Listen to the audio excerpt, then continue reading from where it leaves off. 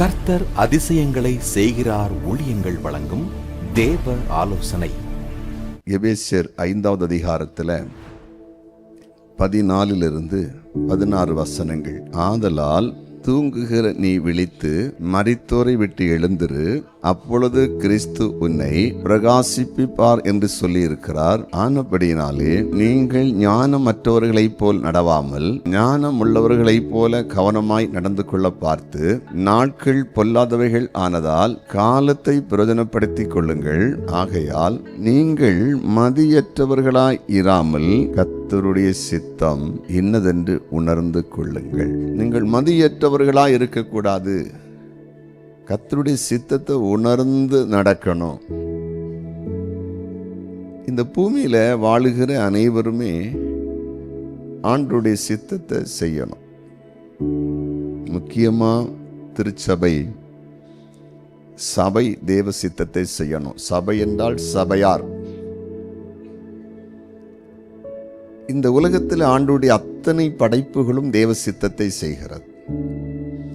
சூரியனாகட்டும், சந்திரனாகட்டும், நட்சத்திரங்களாகட்டும் தேவனுடைய திட்டத்தை மட்டுமே நிறைவேற்றுகிறது. சங்கீதம் 19:1 வானங்கள் தேவனுடைய மகிமையை வெளிப்படுத்துகிறது, ஆகாய விரிவு அவருடைய கரங்களின் கிரியை அறிவிக்கிறது, பகலுக்கு பகல் வார்த்தைகளை பொழிகிறது, இரவுக்கு இரவு அறிவை தெரிவிக்கிறது. அவைகளுக்கு பேச்சும் இல்லை, வார்த்தையும் இல்லை, அவைகளின் சத்தம் கேட்கப்படுவதும் இல்லை. ஆகிலும் அவைகளின் சத்தம் பூமி எங்கும், அவைகளின் வசனங்கள் பூச்சக்கரத்து கடைசி வரைக்கும் செல்லுகிறது. அவைகளில் சூரியனுக்கு ஒரு கூடாரத்தை ஸ்தாபித்தார். அது தன் மணவரையிலிருந்து புறப்படுகிற மணவாளனை போல் இருந்து பராக்கிரமசாலியை போல் தன் பாதையில் ஓட மகிழ்ச்சியாய் இருக்கிறது. அது வானங்களின் ஒரு முனையிலிருந்து புறப்பட்டு அவைகளின் மறுமுனை வரைக்கும் சுற்றி ஓடுகிறது. அதன் காந்திக்கு மறைவானது ஒன்றும் இல்லை. அதை புரியுதா? தன் பாதையில் ஓடுது. அதுக்கு வேலையா தான். காலத்தை உதிக்குது, சாயங்காலம் மறையுது. சூரியனைக்கு அது வடக்கண்டு உதிச்சுதா, இல்லை தெற்கண்டு உதிச்சுதா, இல்லை ஒரு நாளைக்கு காலையில் நான் மாறி தான் உதிச்சு வருவேன் மேற்க இருந்து.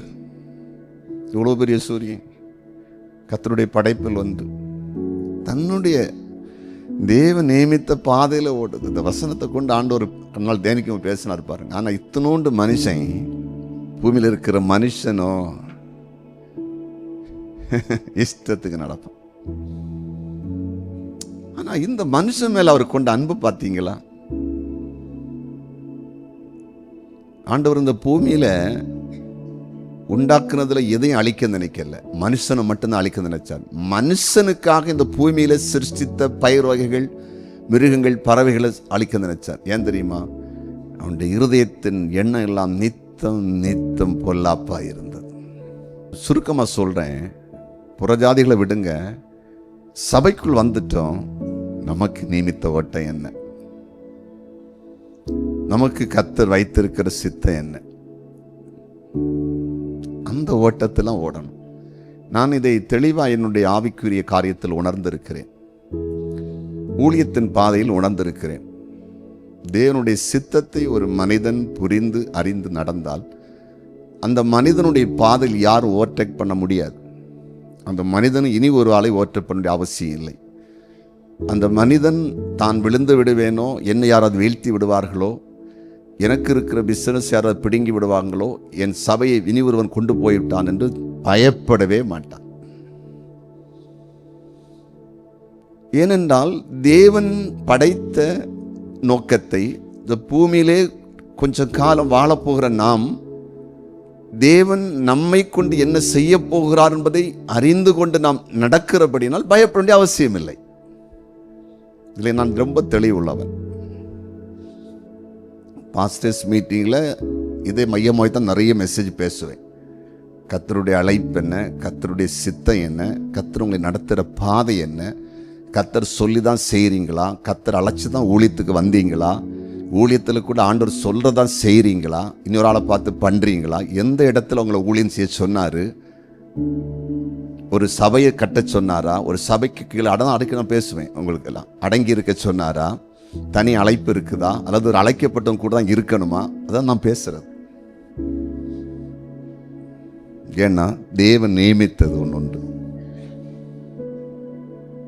கர்த்தர் உங்கள்கிட்ட பேசிட்டு இருக்காரு. இந்த லெவலுக்குள்ள நீங்க வரணும். அனைவருமே உலகம் இதுக்குள்ள வந்துச்சுன்னா சூப்பரா இருக்கும். முழு உலகமும் இதுக்குள்ள வந்துச்சுன்னா எந்த பிரச்சனையும் இருக்காது. அந்த சபைகள் வந்துட்டேன்னா அந்த சபைகளை, அந்த சபையின் குடும்பங்களை யாருமே ஒன்றும் பண்ண முடியாது. இன்னைக்கு நிறைய நீங்க குழப்பமான நிலையில் இருக்கலாம். அதாவது சூரியனுக்கே ஒரு கூடாரத்தை ஸ்தாபித்து வச்சிருக்க ஆண்டவர், அதுக்குன்னு ஒரு வீடு வச்சிருக்கவர், சந்தோஷமா தினம் மனவரைந்து வருகிற மாதிரி வந்து அதுக்கு வேலையை பார்த்துட்டு போய் உள்ள போய் அடைகிறது, மறைகிறது. ஏன் நமக்கு தேவன் நியமிச்சிருக்க ஒரு நாள் செய்து முடிக்க கூடாது? அதான் தேவ சித்தம். அதைத்தான் இயேசு சொன்னார். பிதாவே, இந்த பாத்திரம் என்னை விட்டு நீங்க கூடுமானால் நீங்கும்படி செய்யும், ஆனாலும் என்னுடைய சித்தத்தின்படி அல்ல, உம்முடைய சித்தத்தின்படி. சூப்பர். உம்முடைய சித்தத்தின்படி ஆக கிடவது. இயேசு சொல்லும்போது சொன்னார், நான் எப்பொழுதும் பிதாவுக்கு பிரியமானதை செய்கிறபடியால், அப்படின்னு சித்தத்தை செய்யனால அவர் என்னை தனியே இருக்க விடவில்லை. தனியாக என்னை இருக்க விட மாட்டார். நான் எப்போ அவருக்கு விரும்பதை செய்யிட்டு இருக்கேன், என்ன தனியாக இருக்க விட மாட்டார். நான் அப்பா அம்மாவுக்கு விருப்பமான செய்யும், அப்பா அம்மா என்னை தனியாக விட மாட்டாங்க. நான் வாரேன் மக்களை, அவங்க கூட வாரேன். அது ஒரு ஆளை விடுறேன், அல்லது ஒரு என்னுடைய பிஆ விடுறேன், இல்லைன்னா நம்ம அந்த அங்கிள் வருவார், அல்ல இந்த சித்தியை வருவாங்க, இல்லைன்னா நான் அங்கே பேசுகிறேன், நீ அங்கே போ ஹாஸ்டலுக்கு, இல்லைன்னா அங்கே பஸ் இறங்கணும்னு அங்கே ஒரு ஆள் வந்து பிக்கப் பண்ணுவாங்க. நான் அப்பா வர முடியாது. இல்லை ஃப்ளைட்டில் இறங்கணும்னு அங்கே ஒரு ஆள் வந்து பிக்கப் பண்ணும். நான் எல்லாம் பேசிட்டேன். தருதலையெல்லாம் அப்படி கவனிக்க மாட்டாங்க.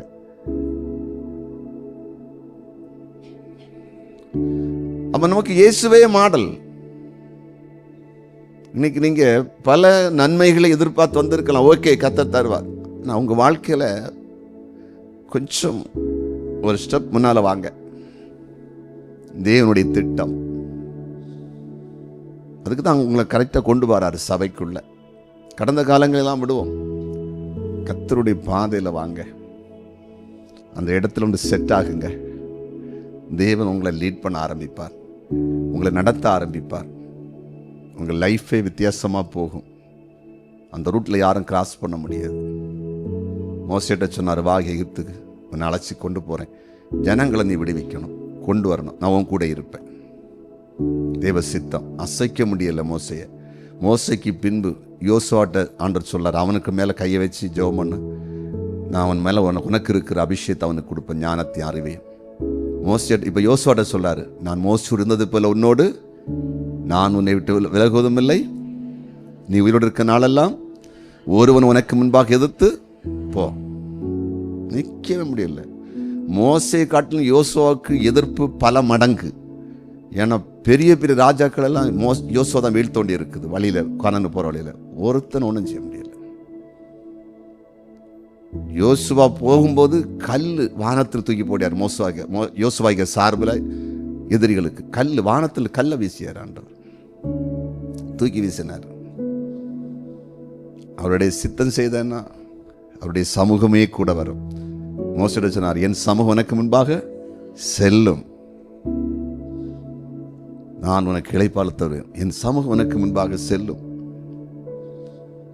உங்களை வழியிலே காப்பதற்கும் நீங்கள் போய் சேர்வதற்கும் ஒரு தூதனை உங்களுக்கு முன்பு அனுப்புகிறேன் சொன்னார் கர்த்தர்.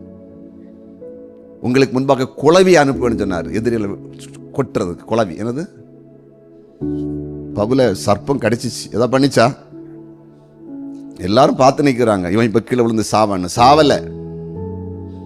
ஏன்? நான் பவுலுடைய அழைப்பு அப்படி. நான் உன் கூட இருப்பேன், எனக்கு வான்னு சொல்லி கர்த்தர் அழைச்சி ஊழியத்தில் பயன்படுத்தினார். ஒன்றும் பண்ண முடியல. கப்பல் சேதத்தில் உயிர் சேதம் வந்துச்சா?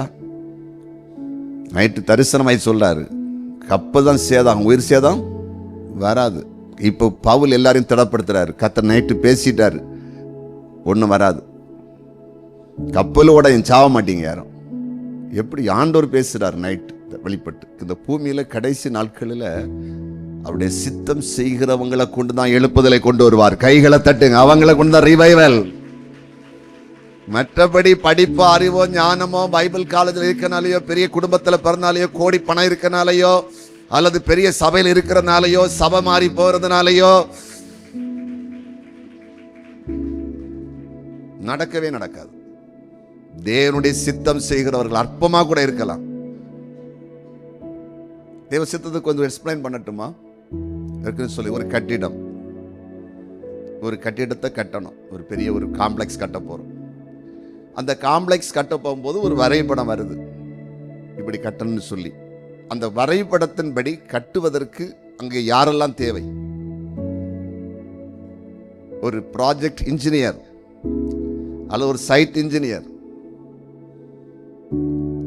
அதற்கு கீழே ஃபோர்மேன், அதற்கு கீழே சிவில் ஒர்க் பண்றதுக்கு தனி ஆட்கள். Civil work means concrete work. Electrical work, electronics work பண்றதுக்கு தனி ஆட்கள். அப்புறம் மர வேலை இருந்து அது தனி ஆட்கள், தரை போடுவதற்கு தனி ஆட்கள், பெயிண்டிங் தனி ஆட்கள், சவுண்ட் ப்ரூஃப் சிஸ்டம் தனி ஆட்கள். இப்பெல்லாம் பில்டிங் கட்டும்போது சவுண்ட் ப்ரூஃப் சிஸ்டம் முதலே உள்ள எல்லா இன்ஜினியர்ஸ் வருவாங்க. எப்படி எவ்வளோ ஹைட் வேணும், எவ்வளோ வித்து வேணும், என்ன பண்ணணும், அதுக்கு லைன் எத்தனை விடணும், இதெல்லாம் அதுதான் ஒரு பயங்கரமாக இருக்கும். சவுண்ட் இன்ஜினியர்ஸ் தனியா. எத்தனை பேர் உள்ள ஒர்க் பண்றாங்க. முடிந்து பிரதிஷ்டை பண்ணும்போது அழகா இருக்கும். ஒரு ஆள் இல்லை, அவருக்கு பணியை செய்வாங்க. அதே போலதான் தேவ சித்தம். சபையும் அப்படித்தான். குடும்பத்தில் அப்படிதான். அப்பா செய்ய வேண்டிய அப்பா செய்யணும், அம்மா செய்ய வேண்டிய அம்மா செய்யணும், பிள்ளை செய்யணும் பிள்ளை செய்யணும். பிள்ளைங்க அப்பா அம்மா ஆகக்கூடாது, அப்பா அம்மா ஆகக்கூடாது, அம்மா அப்பா ஆகக்கூடாது. சில வீட்டில் வேற வழி இல்லை, எல்லாரும் ஆளின் ஆள், ஆல் ரவுண்டர் மாதிரி. கிரிக்கெட்டில் பார்த்துருக்கீங்களா? ஆல் ரவுண்டர், பேட்டிங் பவுலிங் எல்லாம் ஒரே ஆள் தான், அப்படி வச்சிருப்பாங்க. இப்போ புரியுதா உங்களுக்கு? கொஞ்சம் ஆவியா நல்ல விளக்குறாரு. புரியுதுல்ல உங்களுக்கு? பக்கத்தில் கைப்பிடி சொல்லுங்க. யாரும் எப்படியும் போட்டோம், நம்ம தேவ சித்தம் செய்யணும். இந்த சபையில் தேவ சித்தம் செய்யணும். நம்ம இணைஞ்சு நிற்கணும், எழுப்புதலை கொண்டு வரணும். சரி போதும், அதே போதும். இப்படின்னா இணைஞ்சிங்களே. ஒரு தேவ மனிதர் சொன்னாராம், 10 வாலிபர்களை, உண்மையுள்ள பரிசுத்தமுள்ள தேவன் சொல்லதை செய்கிற 10 வாலிபர்கள் என் கூட தாங்க, உலகத்தை நான் அசைச்சு காட்டுன்னு சொன்னாராம். இந்த உலகத்தை இயேசு தான் தெய்வம், வேற ஒன்றே இல்லைங்கிறத நான் ப்ரூவ் பண்றேன் ஆண்டவருக்காக. 10 வாலிபர்கள் மட்டும் எனக்கு கிடைச்சா பண்ண உண்மையான சித்தம் செய்கிறேன். சரியா? சித்தம் செய்கிற லீடர்ஸு, ஜபக்குழு தலைவர்கள், ஜெபிக்கிறவர்கள், கொடுக்கிறவர்கள் எழும்பிட்டாங்கன்னா ரொம்ப ஈஸியாக இருக்கும். இதுக்கெல்லாம் தேவ சித்தம்னு ஒன்று இருக்கு. கொஞ்ச நாள் பூமியில் வாழ போகிறோம். செய்வோமா? தேவ சித்தம் செய்யலாமா?